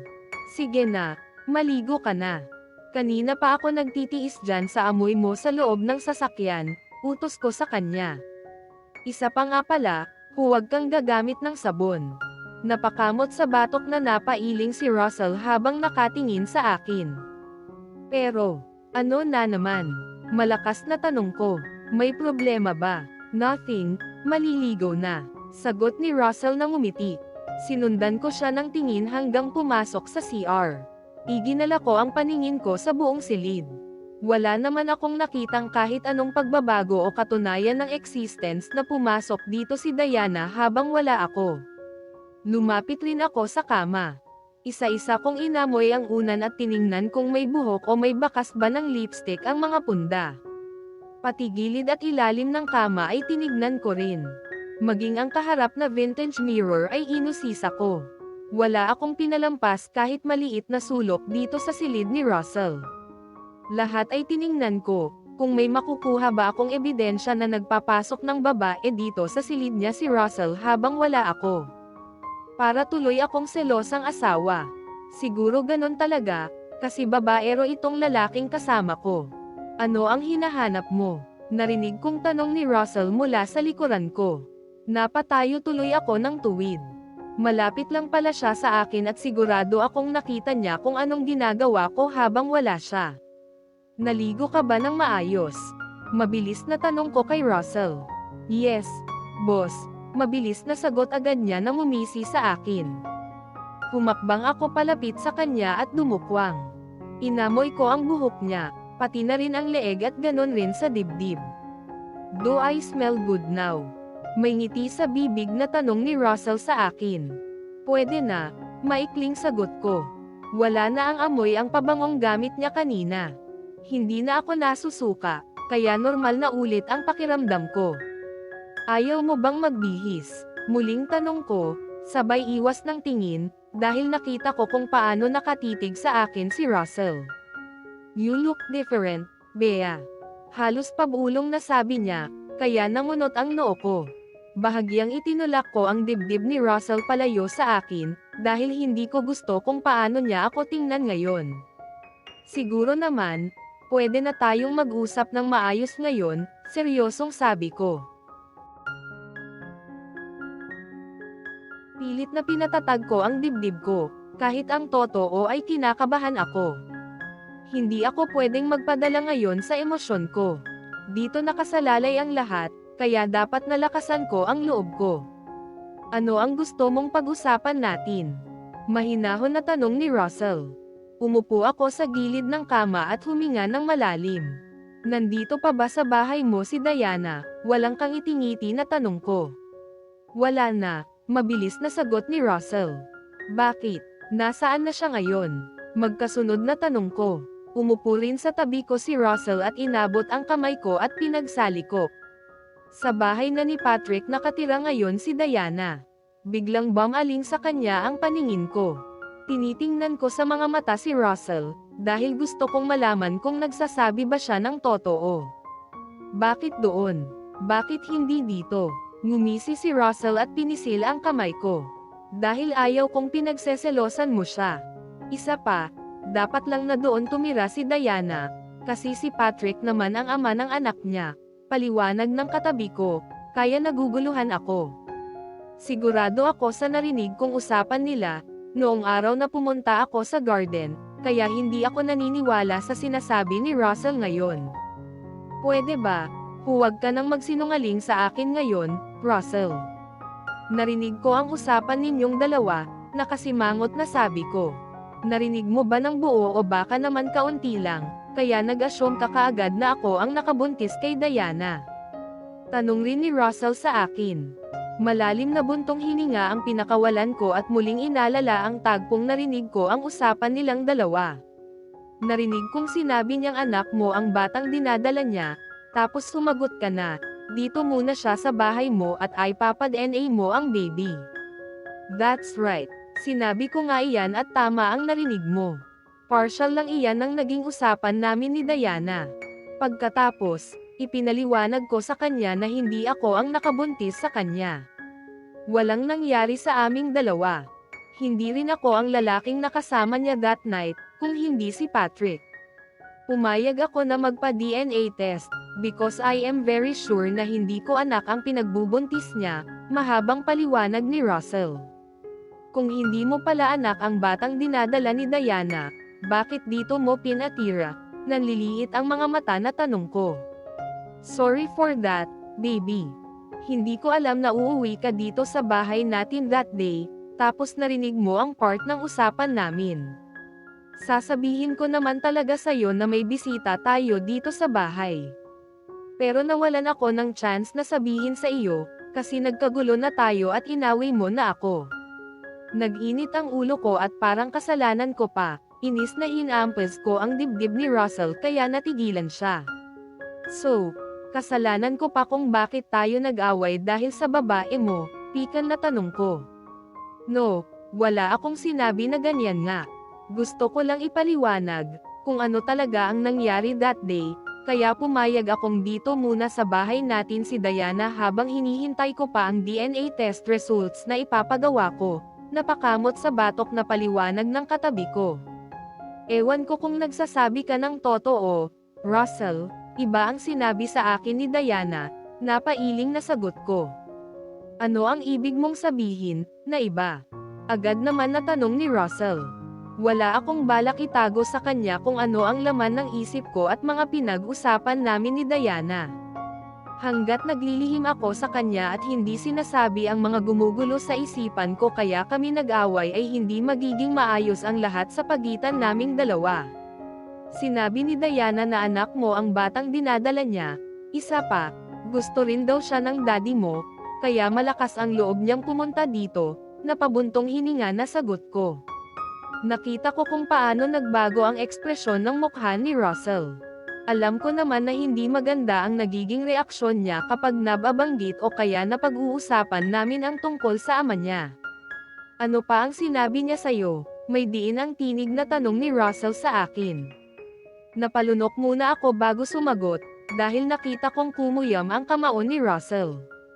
Ramdam ko ang pagbabago sa emosyon niya, lalo na at nakikita ko ang sumungaw na galit sa kanyang mga mata. Ang sabi ni Diana, hindi daw siya papayag na hindi mo pananagutan ang anak niya. Alam na daw ng daddy mo na buntis siya at masaya ang father mo nang malaman na magkakaapo na siya. Narinig kong nagpakawala ng malutong na mura si Russell. Hindi ko alam na nagkaroon ng lakas ng loob ang daddy ko na makipag-alyansa kay Dana pagkatapos ng nangyari sa unang babaeng pinadala niya dito, galit na sagot ni Russell. Ngumisi pa siya at napailing. Akala nila madali nila akong mabibitag.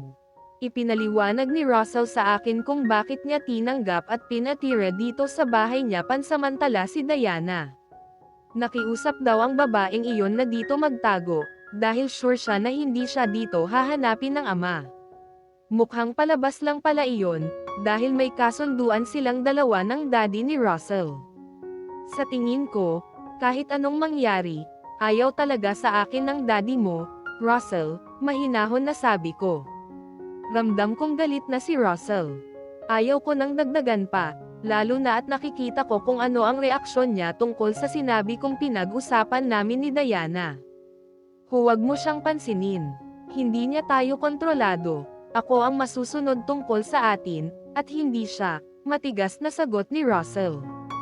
Pinisil ko ang kamay niya at tipid na ngumiti. Daddy mo pa rin siya, Russell, kahit anong mangyari, hindi magbabago iyon. May mga differences man kayong dalawa, Pero hindi magbabago ang katotohanan na siya ang ama mo at magkapamilya kayong dalawa. Umiling si Russell. Nakita ko na naman ang kakaibang emosyon sa mga mata niya nang ngumiti siya, pero hindi umabot sa mga mata niya. Wala na kaming kaugnayan sa isa't isa, Bea, at gusto kong ganun ka rin. Huwag makipag-usap sa kanya o makinig alinman sa kanyang mga salita.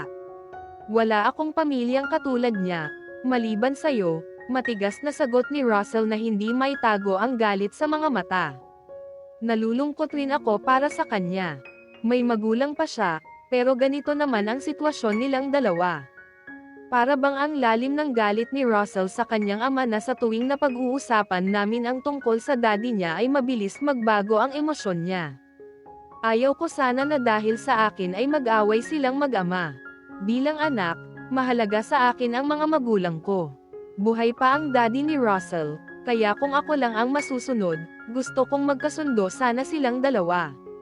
Pero sa nakikita ko, mukhang masyadong malalim na ang hidwaan nila sa isa't isa. Malaking bagay na nakapag-usap kami ni Russell tungkol kay Diana. Nawala ang bigat sa dibdib na halos isang linggo ko nang dinadala, dahil sa biglang pagdating dito ng babaeng iyon. At least ngayon, hindi na ako nagigilty na may batang affected sa sitwasyon naming tatlo, dahil sigurado si Russell na hindi siya ang ama ng batang pinagbubuntis ni Diana. I can show you the DNA test results, kung hindi ka naniniwala na hindi ko nga anak ang pinagbubuntis ngayon ni Diana. Sabi ni Russell nang hindi ako sumagot at nagsalita. Paano kayo nagpa-DNA? Maliit pa lang naman ang tiyan ni Diana. Curious na tanong ko. Ang alam ko kasi, kapag gustong magpa-DNA, kumukuha ng sample sa bibig o kaya dugo sa isang tao para sa gagawing test. Pero paano nila ginawa iyon? Bukod sa maliit pa ang tiyan ni Diana ay hindi pa naman naisisilang ang bata para nakuhanan ng sample. Advanced na ang technology ngayon, baby. Kahit nasa tiyan pa ng ina ang sanggol, pwede nang kumuha ng sample para sa test, sagot agad ni Russell. Kung sa bagay, iba na nga ang panahon ngayon. Advanced na ang technology at mabilis na lang malaman ang results ng bawat test. Lalo na kung may malaking perang involved. So, are we okay now? Hindi ka na ba galit sa akin at nagseselos dahil kay Diana? Tanong ni Russell na alam kong nagpipigil ng ngiti. Napairap ako. Sino namang may sabi sa iyo na nagseselos ako sa babaeng iyon? Nakataas ang kilay na tanong ko. Alam kong pinagseselosan mo siya, baby. Nanlaki ang mga mata ko. Muntik kong sapakin si Russell dahil sa kay-abangan niya. Kung hindi lang tumunog ang doorbell at tumayo siya para abutin ang remote control, baka nakurot ko na naman siya. Nakita kong pumasok si Carla, dala ang tray ng pagkain, kasama si Miss Sylvia. Inayos niya ang mga dala sa ibabaw ng center table at pagkatapos ay nagtanong kung may gusto pa daw kaming aiutos sa kanila. Lumapit ako sa sofa nang makita kong lumabas na sa pinuntahan sina Miss Sylvia at Carla. Nadatnan kong hawak ni Russell ang remote at muling sumara ang pintuan. Come, let's eat, baby, pagyaya sa akin ni Russell. Mukhang okay na ang mood niya, dahil nakangiti na siya at maaliwalas na ulit ang ekspresyon ng mukha ni Russell. Tiningnan ko ang pagkain sa lamesa. Katulad ito ng malimit na almusal ko sa bahay ni Tito Seb, kaya sa tingin ko, hindi maninabago ang tiyan ko. Lalo na at nakasanayan ko ng kumain ng kanin sa umaga. Sinubukan kong kumain, pero nakakailang subo pa lang ako, nagsimula na namang magreklamo ang tiyan ko. Ang nakakainis, gusto ko ang lasa ng ulam, pero biglang nangasim na naman ang panlasa ko. Ibinaba ko na lang ang kutsarang hawak ko at uminom ng orange juice.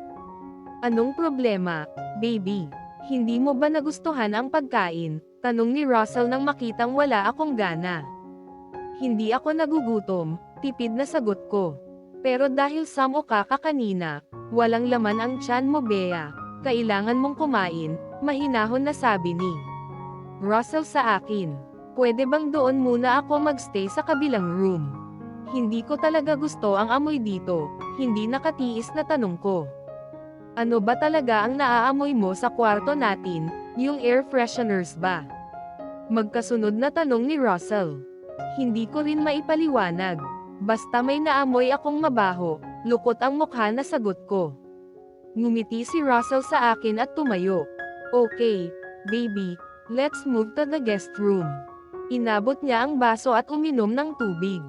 Kahit mukhang hindi siya makapaniwala sa sinabi ko, wala akong narinig na kahit anong reklamo mula kay Russell. Sinamahan niya ako sa dating silid na tinuluyan ko last week. Dito kumalma ang pakiramdam ko sa tiyan ko. Wala rin akong naamoy na masangsang nang umupo ako sa sofa katabi ni Russell. Kinabig niya ako at mabilis na hinalikan sa sentido. Nahihilo ka pa ba? May pag-aalala sa tinig na tanong ni Russell sa akin. Umiling ako. Hindi na, wala na rin akong naamoy na mabaho, nakapikit na sagot mo. Bigla akong nakaramdam ng antok. Hindi kasi ako gaanong nakatulog kagabi, dahil kung ano-ano ang pumasok sa isipan ko. Madaling araw na ako dinalaw ng antok kaya alam kong puyat talaga ako. Russell, inaantok ako, malumanay ang tinig na sagot ko. Kumain ka muna ng breakfast, then after that, pwede ka nang matulog, pabulong na sagot ng katabi ko. Inaantok kasi talaga ako, lalo na at masarap sa pakiramdam na yakap niya ako at nararamdaman ko ang mainit na balat ni Russell, maging ang banayad na paghinga niya, kaya ramdam ko na komportable ako. Kusang yamakap sa bewang ni Russell ang kanang braso ko. Tahimik lang siya at hindi rin ako nagsalita ng kahit ano. Mukhang nakikiramdam rin si Russell sa akin, kaya hinayaan lang niya ako habang marahang sinusuklay ng kanyang mga daliri ang mahabang buhok ko. Hindi ko napigilan ang labis na antok. Nakatulog pala akong yakap ni Russell. Ramdam kong gumalaw siya, ganun rin ang katawan ko nang buhatin niya ako at pagkatapos ay mabilis na tinungo ang kama at inilapag ako. Sa inaantok na diwa ko, alam ko ang nangyayari kahit hindi ko idilat ang mga mata ko. Tumabi sa akin si Russell. Inangat niya ang ulo ko para ayunan sa kaliwang braso niya at pagkatapos ay yamakap ang isa pang braso sa bewang ko. Komportable ako sa posisyon naming dalawa dito sa ibabaw ng kama. Bukod sa masarap sa pakiramdam na yakap ako ni Russell at malambot ang kama at malamig ang temperature dito sa silid. Sweet sleep, baby. Narinig kong mahinang bulong ni Russell. Muli ay naramdaman kong lumapat sa noo ko ang mainit na halik ni Russell. Pero dahil antok na antok ay tanging mahinang ungol lamang ang naisagot ko. Nagising akong katabi ko dito sa kama si Russell. Mukhang hindi siya pumasok sa trabaho ngayong araw at nagkulong dito sa silid kasama ko. Kahit paano ay maganda na ang pakiramdam ko sa katawan ko. Malaking bagay sa akin na hindi na ako nahihilo at wala rin akong naamoy na mabaho. Nakaka-relax rin sa pakiramdam, habang yakap ako ni Russell at malayang naririnig ko ang mahinang tibok ng puso niya. Pinasadahan ko ng mga mata ang hubad na dibdib ni Russell. Napabuntong hininga ako nang makita ng mga mata ko ang bakas ng nangyari sa kanya. Bago pa lang ang pilat ng tama ng bala sa balikat ni Russell nang barilin siya ni Karen. Malapit ito sa isa pang pilat sa itaas ng balikat niya na mukhang galing rin sa tama ng bala. Maputi si Russell. Malinaw na nakikita ko ang bakas ng ilang pilat sa dibdib niya. Umangat ang kamay ko at dahan-dahan at maingat na hinaplos ko ang balat niya. Kagat ang pang-ibabang bibig na dinama ko ang bawat pilat sa dibdib ni Russell. Hindi ko alam kung paano niya nakuha ang mga ito, pero sigurado akong hindi sa magandang paraan, dahil hindi ito may tatago ng mga bakas na naiwan sa kanyang katawan. Baby, paus ang tinig na tawag ni Russell sa akin. Nagising pala siya dahil sa ginagawa kong pagdama sa katawan niya. Kamusta ang pakiramdam mo ngayon? Mahina at pabulong na tanong ni Russell sa akin. Hinapit niya ako sa bewang at niyakap ng mahigpit. Biglang lumapat tuloy sa dibdib niya ang mukha at bibig ko, kaya malayang nadadama ko ang init ng hubad na katawan niya. Manipis na boxer lamang ang tanging suot ni Russell, kaya dama ko rin ang naninigas at bumubukol sa pagitan naming dalawa. Kailangan mo nang kumain, baby. It's already late, bulong sa akin ni Russell. Umungol lang ako dahil ang totoo, gusto ko lang na ganito kami. Hindi ako nagugutom at tinatamad talaga akong bumangon. Inabot ni Russell ang cellphone at tiningnan ang oras. It's past 12 o'clock already. Hindi maganda na lagi kang nagpapalipas ng pagkain mo. Mamaya na, humihikab na sagot ko. Ayaw ko pa talagang bumangon at gusto ko lang ay mahiga sa kama katabi siya. Gusto kong kayakap ka sa buong araw baby. Pero hindi ako komportable na wala ka pang kinakain, sabi ni Russell. What do you want to eat? Tanong niya sa akin. Gusto ko ng lansons. Naisip kong isagot. Umiling si Russell at pinisil ang tagiliran ko. Real food, baby, hindi fruit. Bakit nagtanong ka pa kung ayaw mo naman sa sagot ko? May pagtatampo sa tinig na sabi ko. Hindi naman sa ganon. Gusto ko lang na magkaroon ka ng totoong pagkain sa iyong tiyan. Namumutla ka at nasusuka ka mula pa noong Nerek ang linggo. Nag-aalala na ako sayo. Mahabang paliwanag ni Russell. Tama siya. Hindi naman ako mapili sa pagkain, pero recently, nag-iba ang cravings ko. May mga ayaw at gusto akong pagkain. Tapos nahihilo agad ako at nauuwi sa pagsusuka. Sensitive rin ang pangamoy ko at naging maselan rin ako sa pabangong gamit ni Russell. Nagbago rin ang ugali ko. Nagiging mainitan ang ulo ko at mabilis akong magtampo at maubusan ng pasensya. Which is alam kong hindi na normal sa akin, dahil hindi ganito ang ugali ko. Biglang bumundol ang kaba sa dibdib ko. Namasa ang mga mata ko, kaya pinigilan kong umiyak. Dahan-dahan na nagangat ako ng ulo at tiningnan ang lalaking katabi ko. Russell, sa tingin mo, may malalang sakit na ba ako? Malakas ang kaba sa dibdib na tanong ko. Bakit ganyan ang iniisip mo? Tanong rin ni Russell na hinaplos ang mahabang buhok ko. Natatakot kasi ako na baka may malalang sakit na pala ako. Ang daming kung ano-anong bagay ang pumapasok sa isip ko, lalo na at na-trauma na talaga ako simula ng paulit-ulit na dinala ko sa hospital si Riza. Isipin ko pa lang na may malubhang sakit na ako ay nanlulumo na ako. Hindi ko tuloy nasagot ang tanong ni Russell, dahil biglang namasa ang mga mata ko at nakaramdam ako ng kakaibang pintig sa puso ko. Ako lang ang inaasahan ng mga kapatid ko. Bata pa sila at ayaw kong isipin na darating ang araw na ako naman ang may sakit, tapos kailangan nilang alagaan. Hey, baby, anong problema? Mahinahon na tanong ni Russell.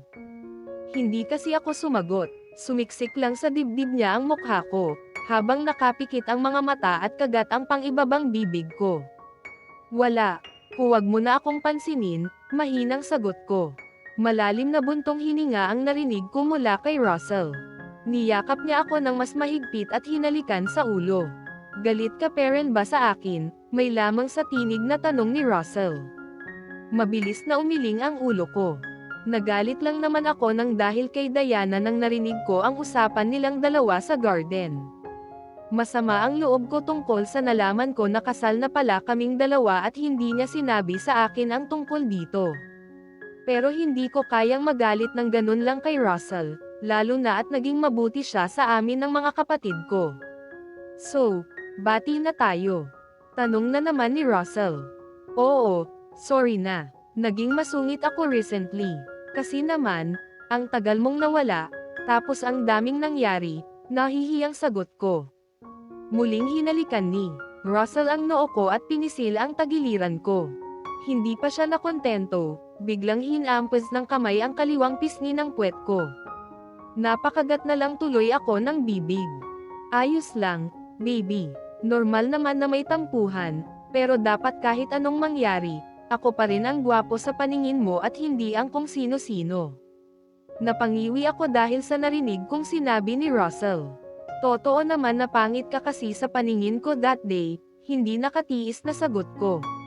Mabilis na nagreklamo si Russell at tila hindi makapaniwala sa narinig na sinabi ko. Ano, Bea naman? Akala ko ba, bati na tayo? Bakit pangit pa rin ako sa paningin mo? Tanong ni Russell. Alam kong gwapo ako, at dapat mong aminin yan kasi kitang-kita ko yan sa mga mata mo kapag nakatingin ka sa akin. Nangunot ang noo ko at nakasimangot na nagangat ng mukha. Ang usapan natin ay kung bati na tayo, Hindi ang tungkol sa kung sino ang gwapo, Russell. Huwag mo akong yutuan. Kahit bigyan mo pa ako ng milyon, hindi ka gwapo sa paningin ko. What the? Don't you dare say that again, Bea. Salubong ang kilay at malakas na sabi ni Russell. Inirapan ko siya. Ayos naman kami kanina. Mahinahon kaming nag-uusap, tapos uutusan akong sabihin na gwapo siya. Hindi naman talaga, kaya ang resulta, narinig kong malakas na nagmura si Russell sa tabi ko at sinabing hindi daw ako lalabas dito sa guest room, para wala akong makitang ibang lalaki na mas gwapo sa kanya. Malakas na napasigaw ako nang bigla na lang akong daganan ni Russell. Hinawakan niya ang pulsuhan ko at dinala sa yulunan ko. Sabihin mo, o hindi kita papayagan na lumabas sa room na ito. Nagbabanta na utos sa akin ni Russell. Hindi. Ayaw ko, nagmamatigas na sagot ko. Bakit mo ba ako pinipilit? Pangit ka naman talaga. Hindi sumagot si Russell. Bigla niyang sinunggaban ang bibig ko at siniil ako ng mapagparusang halik. Hindi ko napaghandaan ang ginawa niya, kaya hindi ako nakaiwas. Mahigpit na hawak niya ang mga kamay ko, kaya hindi ako makakilos para sana itulak siya. Ang lakas ni Russell ngayon. Parang gutom na pananggigilan ang bibig ko kung halikan ako. Muntik pa akong maubusan ng oxygen sa baga sa tagal na pananggigilan niya ang bibig ko. Kaya sisinghap-singhap na samagap ako ng hangin ng saglit na tumigil siya at bumaba sa leeg ko ang mainit na halik niya. Russell, napaungol na daing ko nang naramdaman kong sinipsip niya ang balat sa leeg ko. Alam kong mag-iiwan ito ng marka, pero sigurado akong kahit itulak ko si Russell ay hindi siya magpapapigil. Hindi ko nga namalayan na pinakawalan na pala niya ang hawak na pulsuhan ko at nagsimula nang gumapang ang mga kamay niya sa katawan ko. Napasinghap ako nang naramdaman kong pinunit niya ang damit na suot ko. Russell, bakit mo sinira? Sisinghap-singhap na tanong ko. Pwede naman niyang hatakin paitaas para habarin, pero mukhang hindi na naman siya makapagpigil. Wala akong narinig na sagot mula kay Russell. Mabilis na na-unhook niya ang bra sa likuran ko at sa isang iglap lang, nakabuyangyang na sa mga mata niya ang namimigat na mga dibdib ko. Kagat ang pang-ibabang bibig na napapikit ako ng sanggaban ito ni Russell. Nagustuhan ko ang masarap na pakiramdam na hatid ng mainit na bibig ni Russell sa balat ko. Hinayaan ko siya, kahit panaramdaman kong hinatak niya ang pang-ibabang saplot na suot ko. Bawat haplos ng mainit na palad niya sa balat ko ay kakaiba ang init na dulot nito sa pakiramdam ko sa katawan ko. Unti-unti ay nakaramdam ako ng labis na excitement, lalo na nang gumapang siya paibaba sa paanan ko lamapat ang mainit na halik sa binti ko. Malakas na ungol ang kumawala sa bibig ko ng sensual at dahan-daang higarin gamit ang dila ni Russell ang binti ko, paakyat sa tuhod at hita ko. Hindi ko tuloy napigilan ang labis na panginginig ng katawan ko. Namiss ko ito, may mga pagkakataong hinahanap-hanap ito ng katawan ko. Lalo na noong umalis siya papuntang Russia, tapos halos isang linggo akong walang maayos na tulog at pahinga sa gabi nang dahil sa kanya, dahil bumawi talaga siya. Russell, nanginginig maging ang tinig na tawag ko sa pangalan niya. Alam ko kung saan patungo ang mabagal na paghagod ng dila niya, maging ang patak-patak na halik sa balat ko, paakyat sa hita ko, pero bigla niyang tinihil na para bang tinatakam ako. Hindi ko alam kung bakit, pero pakiramdam ko may maliit na Russell na nabubuo dito sa puson mo. Mahina lang at halos pabulong na sinabi ito ni Russell, pero sapat para marinig ko. Bigla ay nagmulat ako ng mga mata. Natigilan ako at nangunot ang noo ko. Parang may kung anong bumbilya ang umiilaw at nagliliwanag sa isipan ko ngayon, habang binibilang ko ang araw simula kung kailan ang huling araw na dumating ang menstruation ko. Matagal na rin pala. Simula pa noong umalis si Russell, hindi pa ako dinadatnan. Hindi ko ito naisip, dahil normal naman na irregular ang menstruation ko habang umiinom ako ng pills. Sa napagtanto ay biglang napabalikwas ako ng bangon. Tumigil rin sa panghahalik sa katawan ko si Russell at tumingin sa akin. Nagtama ang mga mata naming dalawa. Babu kasara ang awang na bibig ko, habang nakatingin sa kanya dulot ng halo-halong nararamdaman ko. What if buntis na nga ako, Russell? Emosyonal na tanong ko sa kanya. Nakita ko kung paano natigilan si Russell. Nangunot ang noon niya at umayos ng upo.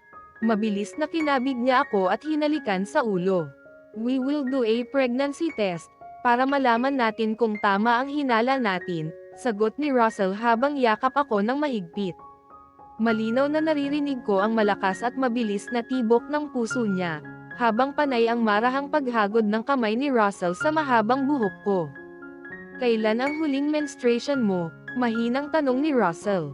Natapos iyon, 1 linggo bago ka umalis papuntang Russia, mahinang sagot ko. Oo, naaalala ko iyon, at gabi-gabi kitang kasama sa loob ng mahigit 1 linggo. Sabi pa ni Russell, kaya napangiti ako. Napangiti ako sa naalala ko. Hindi lang every night, kung hindi all night. Masyado ka kasing sabik. Natawa naman si Russell dahil sa sinabi ko. Hindi mo ako masisisi, baby.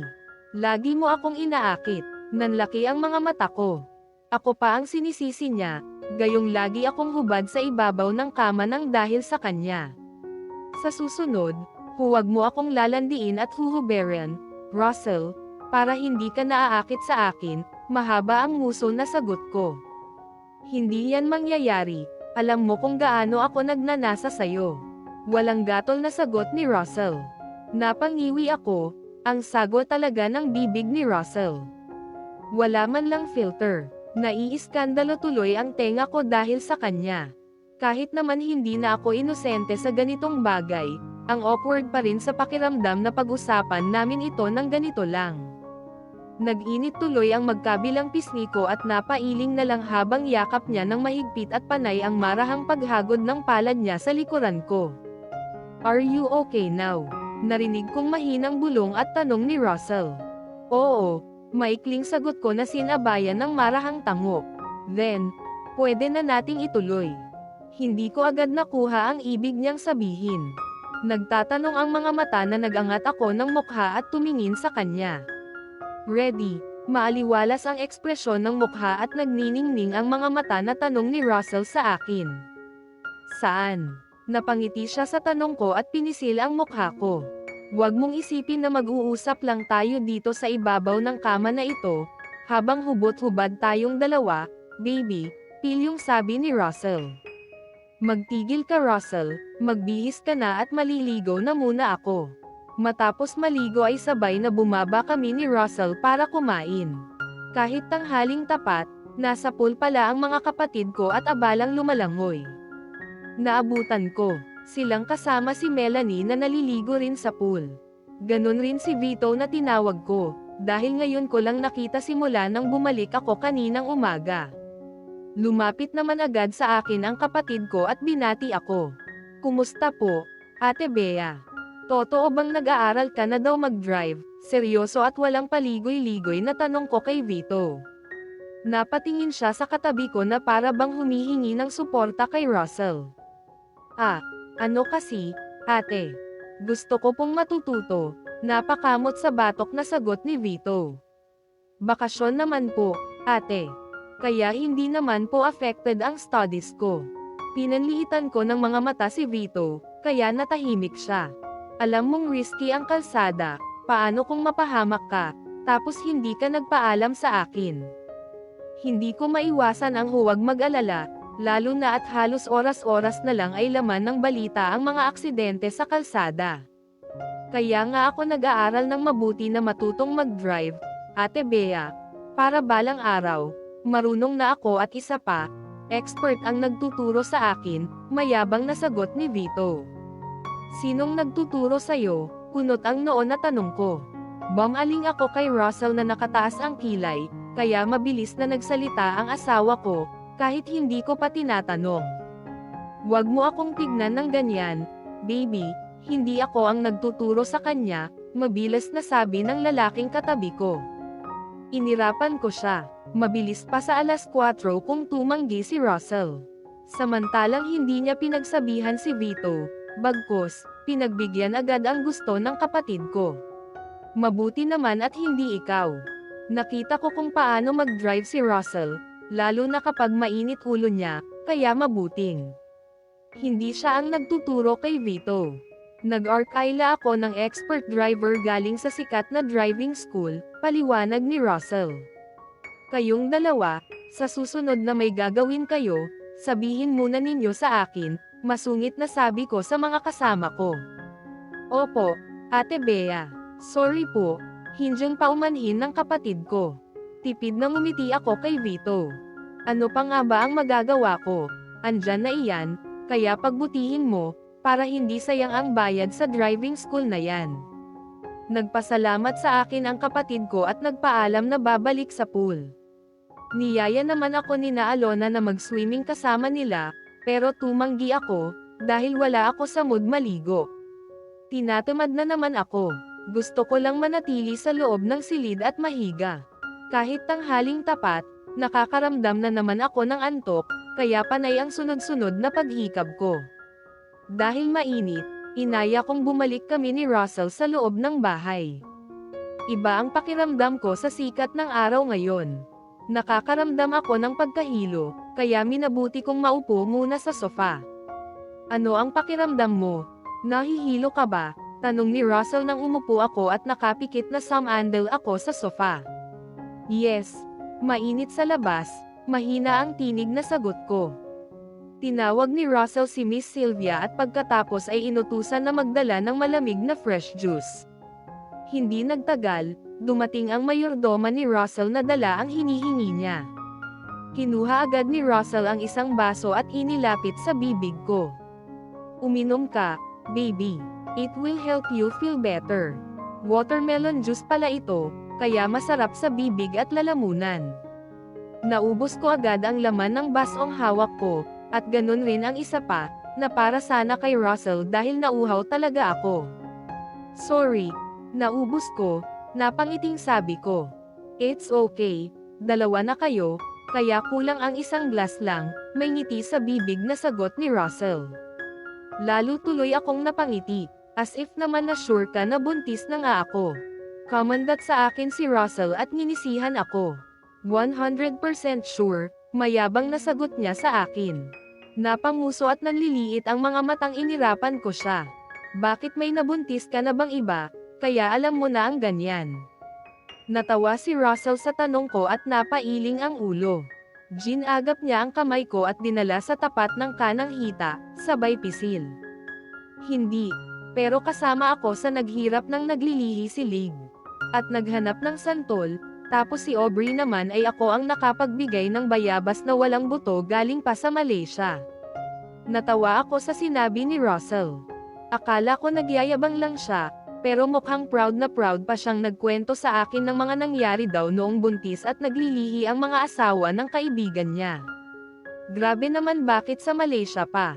Ang layo naman, curious na tanong ko. It's not a guava season that time na naglilihi si Aubrey dito sa atin, kaya sa Malaysia ako nagpahanap sa mga tauhan ko. Doon kami nakatagpo ng bayabas na walang buto, natatawang paliwanag ni Russell. Hindi lang yun, Bea, pati rin si Lig. Sa Thailand pa nakahap si Jared ng santol. Wala kasi kaming nahanap noon na hinog dito sa Pilipinas, kahit sinuyod na namin ang lahat ng lugar. Nakagat pa kami ng little butterfly. Binato kasi ni Jared ang bahay ng mga bubuyog sa taas ng puno kaya sinugod kami at kinagat. Mukhang super close talaga pala silang apat. Pati paglilihi ng asawa ni Dexter at Vigor ay kasama pa sila sa paghahanap ng kung ano-ano. Tawang-tawa ako sa kwento ni Russell tungkol sa little butterfly daw na kumagat sa kanilang apat dahil sa katangahan ni Jared. Inosente daw sa bubuyog ang kaibigan niyang iyon, kaya sila napahamak at nagtatakbuhan silang apat sa ilog. Si Camila, paano siya naglihi noon, alam mo ba? Natawa si Russell na para bang may naalala. Napailing pa siya bago nagsalita. Halos mamatay ako dahil sa kanya.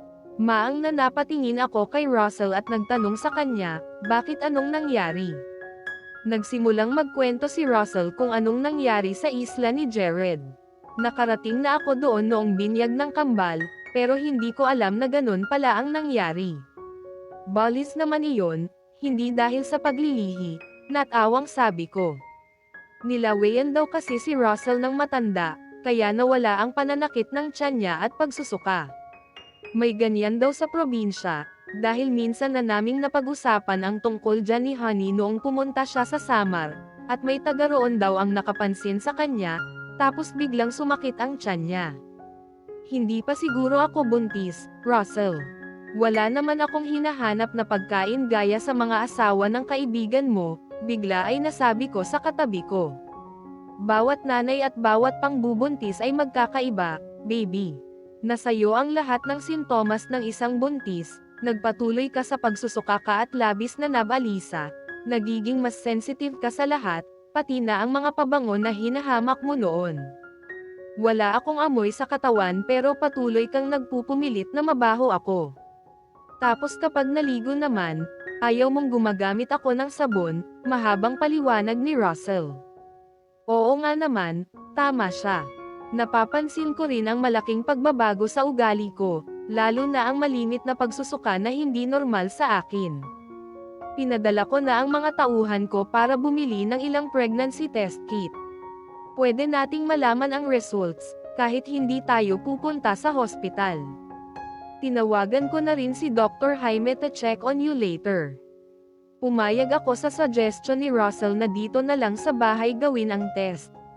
Mas komportable akong ganito ang gagawin namin, dahil hindi ko kailangan pumunta sa hospital. Hindi nagtagal, dumating si Patrick. Lumapit siya sa amin at inabot kay Russell ang hawak na paper bag. Tatak pa lang, alam kong galing ito sa kilalang pharmacy na malimit kong mapanood sa TV kaya may ideya na ako kung ano ang laman ng hawak ni Russell. Sigurado ka bang mapagkakatiwalaan ang mga yan, Patrick? Seryoso ang tinig at ekspresyon ng mukha na tanong ni Russell sa tauhan niya. Yes, boss.